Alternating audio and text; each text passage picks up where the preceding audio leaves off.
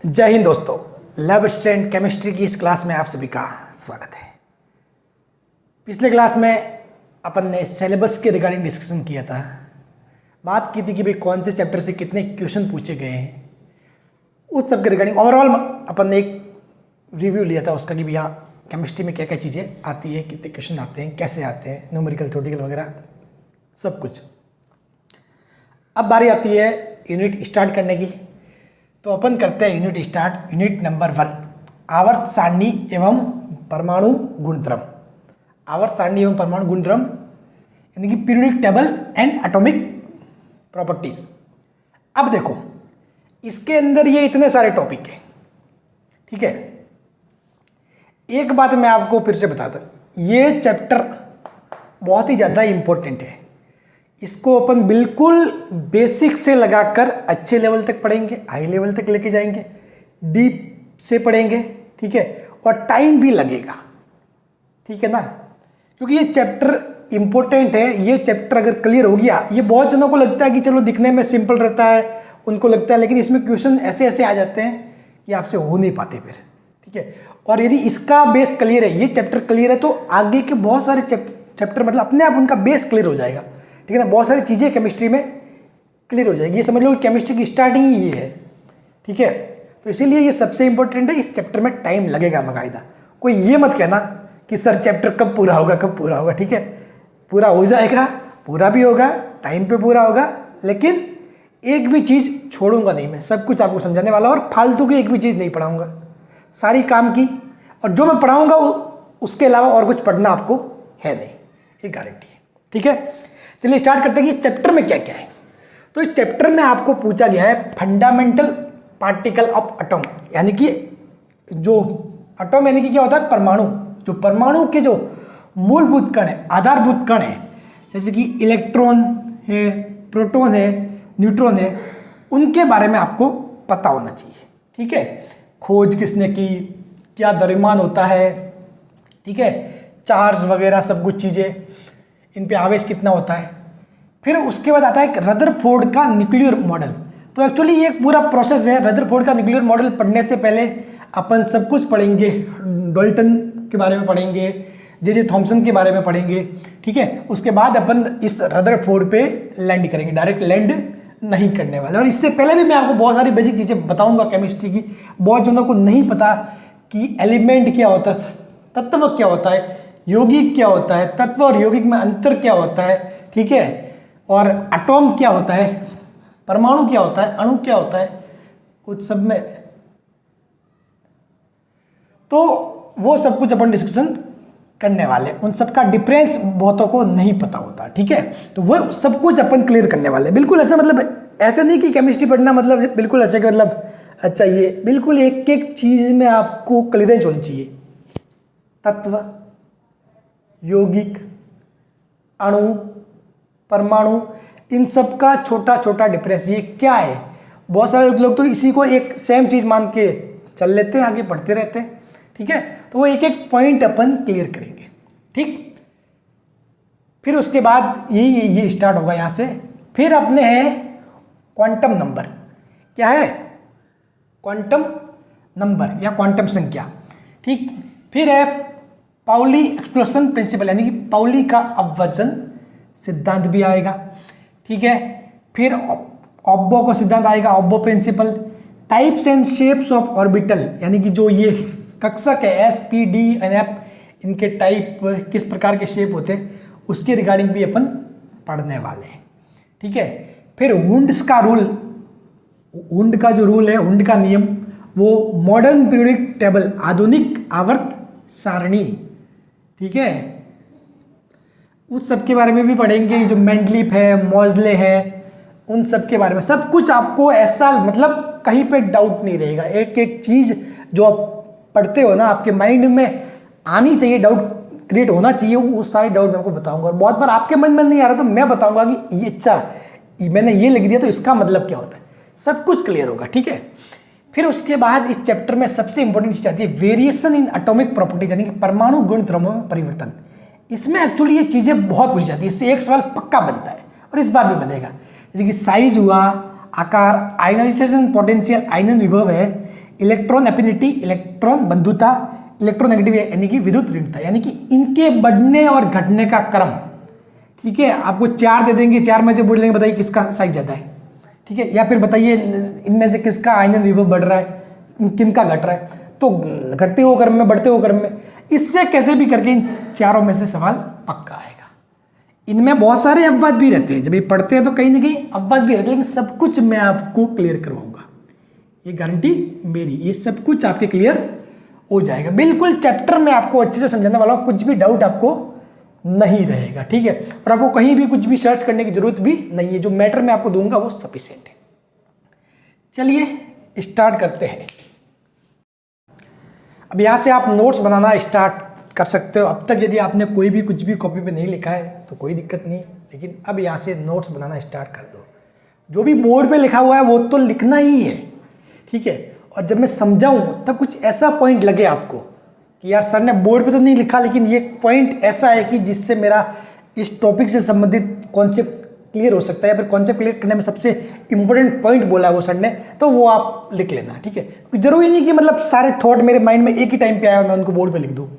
ठीक है, बहुत बार जब मैं समझाते वक्त भी कुछ ऐसे ही इंपॉर्टेंट मतलब गोल्डन लाइन वो बोल देता हूँ जो चैप्टर से संबंधित बहुत इंपॉर्टेंट होती है, लेकिन उसको मैं लिखता नहीं, तो वो ध्यान से सुनना भी। ठीक है, चलिए अब पहले बात करते हैं रसायन विज्ञान। What is chemistry? केमिस्ट्री है क्या? पहली बात तो ये कि भाई केमिस्ट्री चीज क्या है, अपन पढ़ तो रहे हैं लेकिन केमिस्ट्री है क्या। तो देखिए, आपको पता है भाई, इतना सभी को पता है विज्ञान की शाखा है। ठीक है, chemistry is a branch of science. तो विज्ञान की वह शाखा है जिसमें पदार्थ की संरचना, जो पदार्थ होता है, मैं आगे ये भी बताऊंगा कि पदार्थ क्या होता है। ठीक है, सब कुछ एक एक शब्द पे जाएंगे अपन। तो विज्ञान की वह शाखा जिसमें पदार्थ की संरचना यानी पदार्थ कैसे बना हुआ है, संगठन, उस पदार्थ के बनने में कौन कौन सी अलग अलग चीजें या अलग अलग टाइप के और पदार्थ या और यौगिक और तत्व उसमें मिले हुए हैं।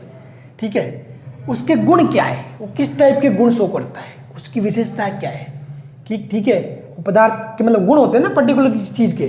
ठीक है, जैसे कि मैं कोई पदार्थ हूँ, ये मान लिया, मेरे गुण क्या है कि सर फिजिक्स पढ़ाते हैं, फिजिक्स अच्छा पढ़ाते हैं, एक टीचर है, तो ये गुण है अपने आप में।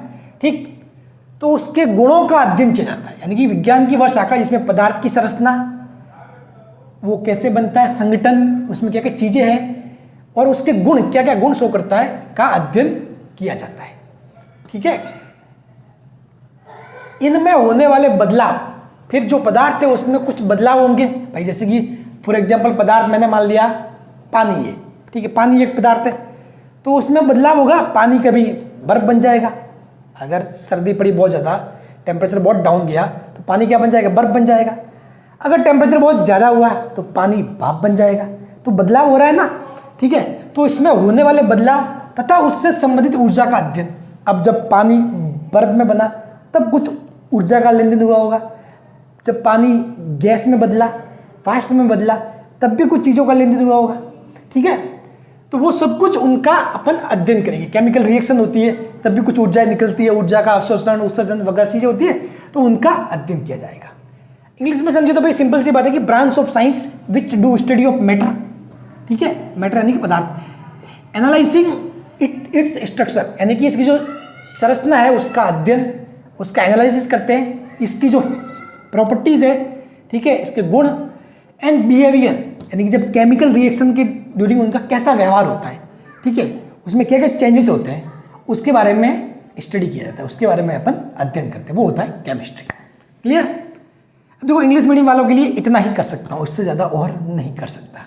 ठीक है, जो मैं कोशिश करूँगा कि चीज़ों को मतलब मेन टर्म्स इंग्लिश में लिखूँ, और जहाँ पे कुछ समझाने का ऐसा लगेगा कि बहुत ज़्यादा ही कुछ डिफरेंट टाइप का है हिंदी में, तो वहाँ फिर मैं आपको इंग्लिश में मतलब टर्म बोलो थोड़ा बहुत ऐसे समझा दूंगा। ठीक है, बाकी पूरा टोटली मैं इंग्लिश में नहीं जा सकता, फिर हिंदी मीडियम वाले कंफ्यूज हो जाएंगे। ठीक है, उनके फिर सारी चीज़ें ऊपर से निकलनी स्टार्ट हो जाएगी। ठीक है ना। चलिए अब बात आती है, एक है साइंटिस्ट है एंटोइन लेवाइसियर जो भी है। ठीक है, अब हिंदी में लेवाइसियर, इंग्लिश में इसका जो स्पेलिंग है वो देखो, ANTOINE LAVOISIER। इनको बोला जाता है जनक, फादर ऑफ केमिस्ट्री। इनको केमिस्ट्री का जनक कहा जाता है, रसायन विज्ञान का जनक कहा जाता है, फादर ऑफ केमिस्ट्री। हिंदी में लेवाशियर या लेवोसियर, कुछ भी एग्जाम में कुछ ऐसा लेवासियर या कैसे भी आ सकता है, ठीक है, ऑप्शन में है, ठीक है। जब हिंदी से इंग्लिश में चेंज होता है तो बहुत सारी चीज़ें बदल जाती है, आपको पता ही है, ठीक। अब उसके बाद आता है पॉइंट पदार्थ। अब ये तो समझ लिया। अब ऊपर अपन ने बात की थी कि भाई पदार्थ की संरचना, संगठन, मैटर वगैरह उसके बारे में अपन स्टडी करते हैं। तो एक्चुअली मैटर होता क्या है, पदार्थ क्या होता है, ठीक। तो पदार्थ या द्रव्य एक ही चीज़ है, ठीक है। पदार्थ या द्रव्य, बहुत बार कहीं जगह पदार्थ लिखा होगा, कहीं पर द्रव्य लिखा होगा, तो वो भी आपको सेम ही समझना है। इंग्लिश में बोलते हैं मैटर। इंग्लिश में क्या बोलते हैं, मैटर। सिंपल से शब्दों में कहूँ तो जो स्थान गिरता हो, जिसका आयतन हो तथा जिसका द्रव्यमान हो, यानी कि occupies space and having mass and volume, यानी कि जो स्थान गिरता हो, जो स्पेस लेता हो और जिसका वॉल्यूम हो, ठीक है, जिसका मास हो यानी कि जिसका आयतन हो और द्रव्यमान हो। जैसे कि भाई पानी, पानी क्या है, पदार्थ है। अब गैस क्या है, पदार्थ है, ठीक है। और कोई ठोस ले लो, कोई भी चीज़ ले लो, ठोस ले लिया, वो क्या है, पदार्थ है, ठीक है। ये सब कुछ क्या होंगे अपने आप, जो स्थान गिरता हो, आयतन जिसका द्रव्यमान हो, ठीक है।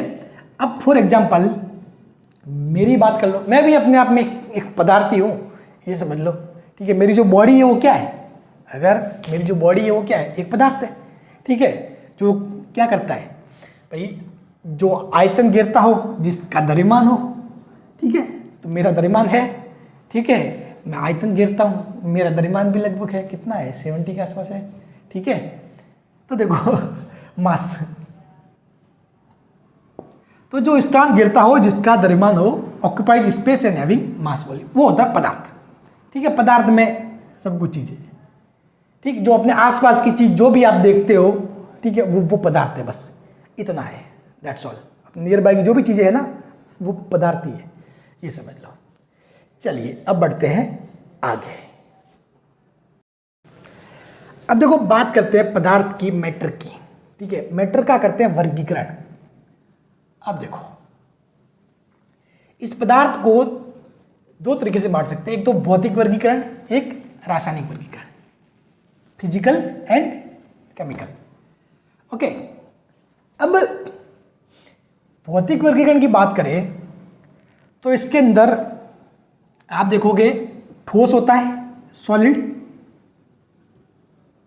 द्रव लिक्विड, गैस यानी गैसियस, ओके। ये होता है ठोस, द्रव, गैस, यानी कि नॉर्मल टेम्परेचर पे आप किसी भी पदार्थ को फिजिकली 3 में डिवाइड कर सकते हो। 3 अवस्था, पदार्थ की 3 अवस्था, okay. 3 stage of matter normal condition में, ठोस, द्रव, gas, solid, liquid and gas. इसके अलावा आपने एक और सुना होगा, प्लाज्मा। क्या सुना होगा, प्लाज्मा, जो पदार्थ की 4थी अवस्था होती है, प्लाज्मा। एक 5वीं अवस्था भी होती है, इसको बोलते हैं Bose Einstein, Bose Einstein condensate, Bose Einstein condensate. ये होती है पदार्थ की 5वीं अवस्था। ये जो प्लाज्मा अवस्था होती है, इसका संबंध तारों में होता है। जो आकाश में तारे होते हैं ना, ये बहुत ज़्यादा टेम्परेचर पे होती है। ये प्लाज्मा अवस्था बहुत ही ज़्यादा टेम्परेचर पे, हाईएस्ट टेम्परेचर पे, जबकि ये बोस आइंस्टीन कंडीशन ये होती है लोवेस्ट टेम्परेचर, यानी कि परम शून्य ताप पर, परम शून्य, ठीक है। परम शून्य मतलब कितना होता है, -273 वहाँ पे, ठीक है। तो बोस आइंस्टीन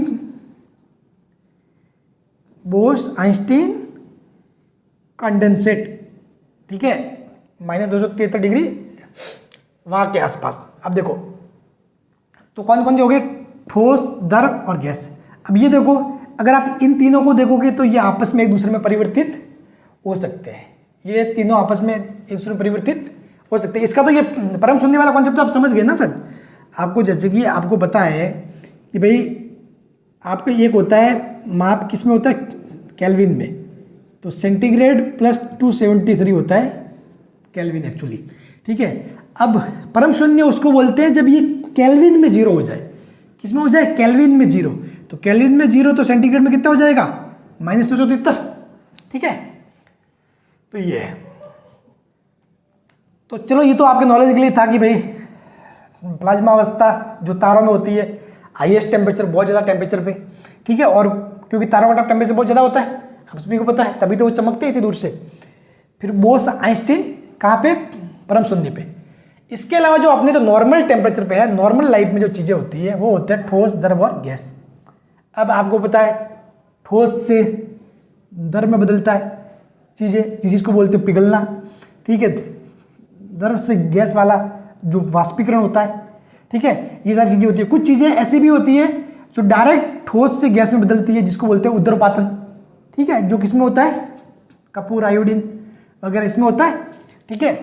तो डायरेक्ट ठोस से गैस में बदलना। तो ये जो 3 स्टेज होती है नॉर्मल टेम्परेचर पे, अपन जो डेली लाइफ में देखते हैं, ठोस, द्रव और गैस।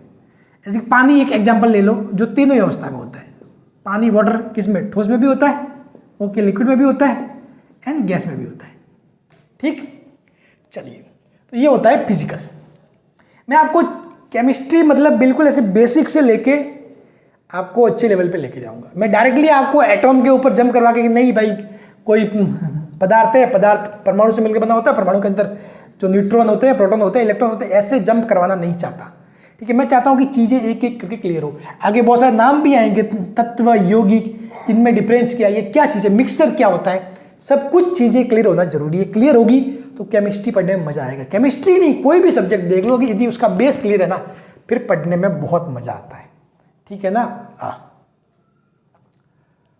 तो अब देखो, फिर अगर रासायनिक रूप से देखें, केमिकली रूप से देखें, तो इनको 2 पार्ट में मानते हैं। एक तो शुद्ध, प्योर मैटर, दूसरा होता है मिक्सर। दूसरा क्या होता है? मिक्सर।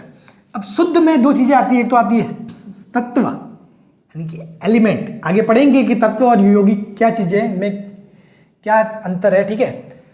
तत्व जिसको बोलते हैं एलिमेंट, और दूसरा होता है यौगिक जिसको बोलते हैं कंपाउंड, ठीक। जो मिक्सर होता है, मिक्सर भी 2 टाइप के होते हैं, समांगी और विषमांगी, होमोजीनियस एंड हेट्रोजीनियस।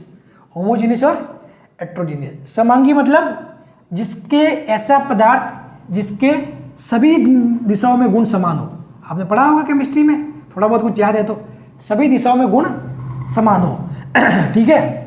जबकि विषमांगी ऐसा नहीं होता, सभी दिशाओं में गुण समान नहीं होते। जैसे कि ये बोर्ड है ना, इस बोर्ड का गुण जो ये यहाँ पर है होगा वो यहाँ पर ही है, तो वो समांगी है। और यदि यहाँ वाला बोर्ड कुछ दूसरा शो कर रहा है, अगर ये यहाँ वाला बोर्ड समझ लो कि यहाँ मैं क्या लिख रहा हूँ, यहाँ लिख रहा हूँ, इससे लिख रहा हूँ, तो ये इसी रंग में आ रहा है, और यहाँ पे अगर मैं लिखता तो ये कुछ इसका लाल रंग का बन जाता है, कुछ भी और शो करता है, तो ये अलग अलग गुण होता है कि भाई इस वाले पार्ट में अलग गुण शो कर रहा है, इस वाले पार्ट में अलग शो कर रहा है। गुण यानी कि प्रॉपर्टीज, ठीक है, डिफरेंट। तो वो हो जाता है विषमांगी। अगर सेम है तो होमोजीनियस, समांगी, ठीक है। तो यानी कि सभी डायरेक्शन में, सभी दिशाओं में समान टाइप के जो प्रॉपर्टीज है, गुण शो करता है, ठीक है। नॉर्मल एक नॉलेज के लिए, ठीक है, आपको इसको इतने रटना जरूरी नहीं है। फिर अपन आगे समझते हैं तत्व, यौगिक और मिक्सर, इनमें डिफरेंस क्या होता है मिश्रण में। तत्व, यौगिक और मिश्रण, इनके बारे में अपन आगे पढ़ते हैं। अब दोस्तों अपन ने बात की है, चूंकि किसकी बात करी थी पीछे, एलिमेंट, तत्व, यौगिक, कंपाउंड, मिश्रण और मिक्सर की। तो ये चीजें है क्या, इनको अच्छे से समझ लेते हैं। एलिमेंट क्या होता है? एलिमेंट मतलब जिसे विभाजित नहीं किया जा सके, सिंपल सी बात है। एलिमेंट मतलब जिसे विभाजित नहीं किया जा सके। फॉर एग्जाम्पल सोना, सोने को क्या तोड़ सकते हो क्या? मतलब बोले तो बहुत बड़ा टुकड़ा है, उस टुकड़े को तो तोड़ सकते हो, लेकिन क्या सोने को तोड़ के, गोल्ड को तोड़ के कोई दूसरे 2 पार्ट बना सकते हो? कैसे कर सकते हो? सर मैं गोल्ड को तोड़ के एक बना दिया सिल्वर, एक बना दिया एल्यूमिनियम, ऐसा होता है क्या? नहीं होता ना, ठीक है। तो यानी कि उसको जिससे विभाजित नहीं किया जा सके, ठीक है, जिसको डिवाइड नहीं किया जा सके, जिसको डिवाइड नहीं कर सकते, जैसे कि गोल्ड है, सिल्वर है, ऑक्सीजन है। अब ऑक्सीजन टूटता है क्या? ऑक्सीजन ही है, ऐसा नहीं कि ऑक्सीजन को तोड़कर एक बन गया कार्बन, एक बन गया कौन सा नाइट्रोजन, नहीं होता ऐसा ना। तो बस जिनको डिवाइड नहीं किया जा सके वो होते हैं तत्व, एलिमेंट। और जो आवर्त सारणी में अपन देखते हैं वो क्या होते हैं? तत्व ही होते हैं, एलिमेंट ही होते हैं। जो आवर्त सारणी के अंदर होती है चीजें वो क्या होते हैं? एलिमेंट होते हैं, तत्व। ये तत्व शब्द आया भी कब था? जब आवर्त सारणी आई ना, आधुनिक आवर्त सारणी, तब जाके ये शब्द आया था, तत्व, एलिमेंट। ठीक, जिसे आगे अपन एलिमेंट और एटॉम में भी डिफरेंस समझेंगे। सब कुछ डाउट मैं आपके क्लियर करता जाऊंगा, ठीक है ना। तो जिसे विभाजित नहीं किया जा सके, जिसको डिवाइड नहीं किया जा सके, यानी कि for example gold, silver, oxygen, समझ गए? डिवाइड मतलब गोल्ड को डिवाइड करके आप ऐसे नहीं बांट सकते कि भाई एक सिल्वर बना दिया डिवाइड करके और एक क्या बना दिया? एल्यूमिनियम बना दिया, लोहा बना दिया, तो ऐसा नहीं हो सकता। तो वो होता है एलिमेंट। यौगिक क्या होते हैं? यौगिक को बोलते हैं इंग्लिश में कंपाउंड। तो दो या दो से अधिक तत्व मिलकर क्या बनाते हैं? यौगिक बनाते हैं। सिंपल सी बात है। अगर दो या दो से अधिक तत्व जो आपस में मिल गए तो क्या बन गया? यौगिक बन गया। जैसे कि two or more than two element, two or more than two element जब मिलते हैं, दो या दो से अधिक एलिमेंट जब मिलते हैं तो वो क्या बनाते हैं? कंपाउंड। यौगिक तो आपको पता है। अब जैसे कि आपने जो सिक्का है, ठीक है, कॉइन यूज लेते हैं, ये भी यौगिक है, अलग अलग चीज़ों से मिलकर बना होता है, ठीक है। जैसे कि मार्केट में जो वायर आते हैं वो जैसे कि एल्यूमिनियम, कॉपर, मिक्सर आते हैं, सब बन के आते हैं, ठीक है। तो ये समझ लो, मतलब जो डिफरेंट टाइप से बने रखे हैं, मतलब ये जिसमें एलिमेंट मिलते हैं। जैसे कि फॉर एग्जांपल चलो H2O ले लिया, एक मैंने ले लिया NaCl, ठीक है, जिसमें सोडियम एक अलग एलिमेंट है, तत्व है, जो Cl है जो वो क्या है? अलग एलिमेंट है, लेकिन दोनों मिलके क्या बनाए? NaCl, नमक। उसी प्रकार H2O, H2O देखोगे तो क्या है? पानी बन गया, जिसमें O क्या है? ऑक्सीजन, H क्या है? हाइड्रोजन। तो ये क्या है? अगर सेपरेट देखोगे तो ऑक्सीजन क्या है? अपने आप में एक एलिमेंट है। हाइड्रोजन क्या है? एलिमेंट है। दो एलिमेंट, दो तत्व मिलके क्या बना लिए? यौगिक बना लिए, ठीक। तो उनको बोलते हैं यौगिक, यानी कि जो एलिमेंट से मिलके बने होते हैं वो होते हैं यौगिक, ठीक। अब जैसे कि H2 आप देखोगे, H2O, NaCl, इनको मैं आगे समझाऊंगा जब मैं मिक्सर और कंपाउंड में डिफरेंस बताऊंगा, तो H2O के बारे में एक चीज बताऊंगा, ठीक है। फिर जैसे NaCl नमक है, ठीक है। अब बात करते हैं मिक्सर की, मिश्रण। तो मिश्रण होता है दो या दो से अधिक तत्व या यौगिक, दो या दो से अधिक, यानी कि two or more than two element और कंपाउंड, दो या दो से अधिक तत्व या यौगिक, या फिर तत्व और यौगिक दोनों मिलकर जो बनाते हैं वो होता है मिक्सर। वो क्या होता है? मिक्सर होता है, ठीक है। मिक्सर क्या होता है? दो या दो से अधिक तत्व हो, या फिर उसमें दो या दो से अधिक यौगिक हो, या फिर तत्व प्लस यौगिक, ये सब मिलके क्या बनाते हैं? मिक्सर बनाते हैं। अब डेफिनेटली ये सवाल मन में आता है कि सर यौगिक और मिश्रण में अब तक अंतर समझ में नहीं आया, सेम चीजें दोनों सेम लग रही है, ठीक है। तो हाँ, बात सही है, सेम चीजें, लेकिन इनमें अंतर बहुत बड़ा है, डिफरेंस बहुत बड़ा है। मैं आपको आगे समझाता हूँ what is difference between compound and mixer. यौगिक एंड मिश्रण में क्या अंतर है, ठीक है। एलिमेंट तो समझ गए, तत्व, ठीक है, जिसको डिवाइड नहीं किया जा सके, बात खत्म, ठीक है। अब डाउट रह गया आपको यौगिक एंड मिश्रण के बारे में, तो मैं आपको आगे समझाता हूं। तो अब देखो, अब समझते हैं अपन अंतर यौगिक, कंपाउंड और मिश्रण, मिक्सर में, ठीक है। अब देखो, सिंपल सी बात है, सबसे इंपॉर्टेंट लाइन जो आपको मैं समझाने वाला हूं वो है पहला वाला, जो बहुत कुछ शो करता है, एक तरीके से कॉन्सेप्ट क्लियर कर देगा आपका यौगिक एंड मिश्रण के बारे में, ठीक है। यौगिक में क्या होता है कि गुण मूल तत्व से भिन्न होते हैं, यानी कि जो प्रॉपर्टीज होती है वो डिफरेंट फ्रॉम इट्स एलिमेंट। आपको पता है यौगिक कैसे बनता है? जब दो या दो से अधिक तत्व मिलते हैं, जब दो या दो से अधिक एलिमेंट मिलते हैं, तब जाके क्या बनता है? यौगिक बनता है, ठीक है। तो यौगिक की विशेषता ये होती है कि जो यौगिक बना है उसके जो गुण हैं, जो बना हुआ जो कंपाउंड है उसकी जो प्रॉपर्टीज है वो डिफरेंट होती है इसके मूल एलिमेंट, यानी कि मूल तत्व से भिन्न होती है, ठीक है। गुण मूल तत्व से भिन्न होते हैं। अब कहने का मतलब क्या है? सिंपल सी बात है, मैं ले लेता हूं H2O, मैंने ले लिया H2O, ठीक। इसमें आप देखोगे तो हाइड्रोजन क्या होता है? हाइड्रोजन होता है, हाइड्रोजन एक ज्वलनशील गैस है जो यानी कि जलती है। ठीक है, हाइड्रोजन क्या है? एक ज्वलनशील गैस है। ठीक, और ऑक्सीजन क्या है? जलने में सहायक।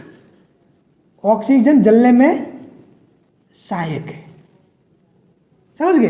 ये बिल्कुल ऐसा ही है कि आग दोनों तरफ लगी है, आग दोनों तरफ लगी है, लेकिन जब ये मिले तो मामला कुछ बिगड़ा नहीं। समझ गए आप?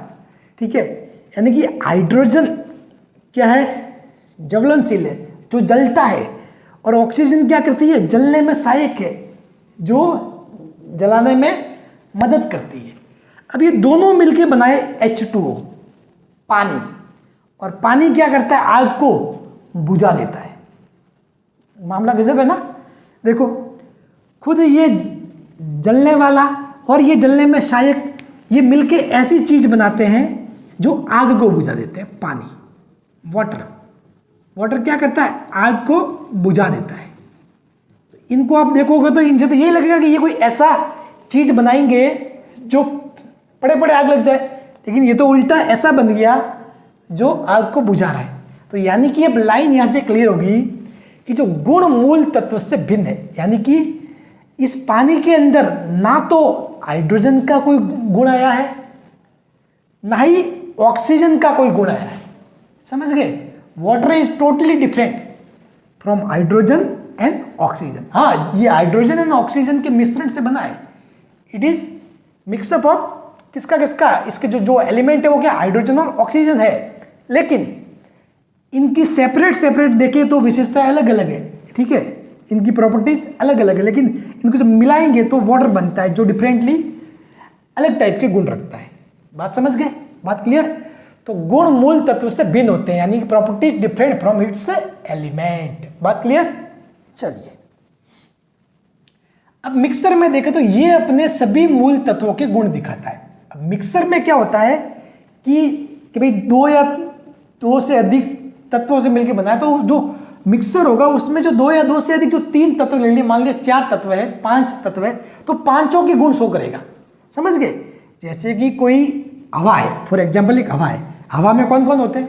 कुछ भी मिक्स होता है भाई, नाइट्रोजन भी मिक्स हो गया, कार्बन भी मिक्स हो गया, ऑक्सीजन भी मिक्स हो गया, तो वो थोड़ा बहुत गुण ऑक्सीजन का भी शो करेगा। भाई अपन जो लेते हैं एयर, वो शुद्ध हवा थोड़ी है, शुद्ध ऑक्सीजन थोड़ी है, उसमें मिक्सअप ही तो है, लेकिन वो अपनी सांस लेने में भी काम आ रहा है।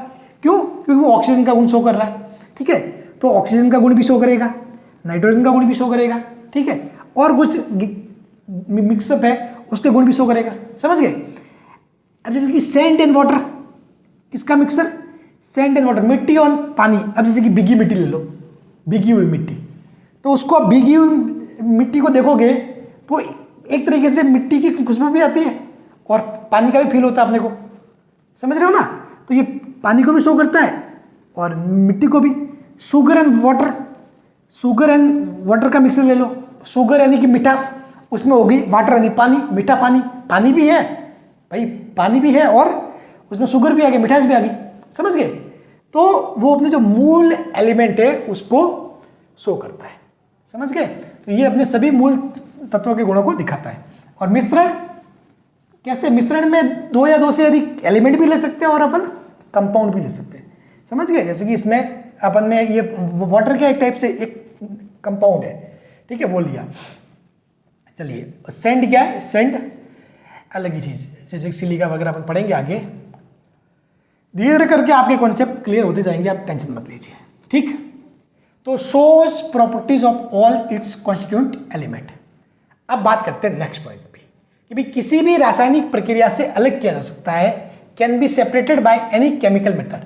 तो यानी कि इनको जो यौगिक बनते हैं, कंपाउंड बनते हैं, उनको किसी भी केमिकल मेथड से ही सेपरेट किया जा सकता है, जबकि मिश्रण मिक्सर है उनको भौतिक प्रक्रिया से भी अलग किया जा सकता है। जैसे कि सैंड एंड वाटर, भाई मिट्टी एंड पानी, तो मिट्टी में से अपन पानी निकाल सकते हैं, कोई दिक्कत नहीं। ठीक है, ये एयर है, इस एयर में से ऑक्सीजन निकाल सकते हैं, निकाल सकते हैं। शुगर एंड वाटर में से शुगर कर सकते हैं अलग, वाटर कर सकते हैं अलग, ये भी कर सकते हैं। लेकिन क्या आप पानी को तोड़कर हाइड्रोजन और ऑक्सीजन बना सकते हो? फिजिकली नहीं बना सकते। केमिकली प्रोसेस से बना सकते हो, ठीक है। उसी प्रकार ये जो NaCl है, नमक, क्या इससे आप सोडियम एक साइड और Cl एक साइड, क्या इनको आप कर सकते हो? कर सकते हैं, Na और Cl में तोड़ सकते हो, लेकिन कैसे? केमिकली। जब आप केमिकल मेथड अप्लाई करोगे, रासायनिक प्रक्रिया अप्लाई करोगे, तब जाके कर सकते हो। फिजिकल प्रोसेस से आप नहीं कर सकते। समझ गए बात क्लियर? अब जो यौगिक होते हैं ऑलवेज होमोजीनियस, यानी कि ऑलवेज समांगी मिश्रण होता है। समांगी यानी कि सभी दिशाओं में गुण समान।